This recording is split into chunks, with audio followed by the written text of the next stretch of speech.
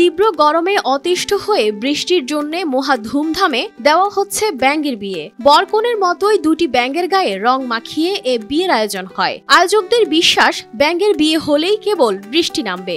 গ্রামের ৬০ থেকে ৭০টি বাড়িতে বৃষ্টির জন্য আল্লাহ মেঘ দে পানি দে গান গাওয়া হয়। আল্লাহ মেঘ দে পানি দে ছায়া দে রে তুই, আল্লাহ মেঘ দে আল্লাহ। 6000 mAh ব্যাটারির one and only power master NextG N73। নেচে গিয়ে নানা অনুষ্ঠানের মধ্য দিয়ে ব্যতিক্রমী এ বিয়ের আয়োজন শেষে খাবারের আয়োজন করা হয়।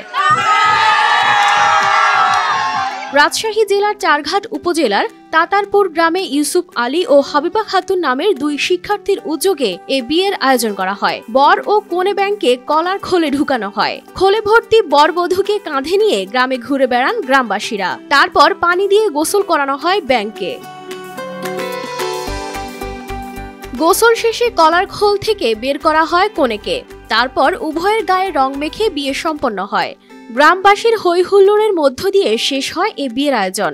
বিয়ে শেষে প্রতীকী পুকুর খনন করে সেখানে ছেড়ে দেওয়া হয় ব্যাঙ দম্পতিকে।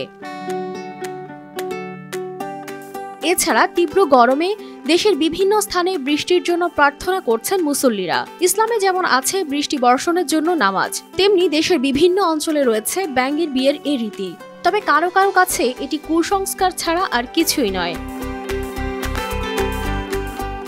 এদিকে রাজশাহীতে টানা গত 23 দিনে নেই বৃষ্টির দেখা। প্রতিদিনই পাল্লা দিয়ে বাড়ছে তাপমাত্রা। তীব্র গরমে মানুষ অনেকটাই দিশেহারা।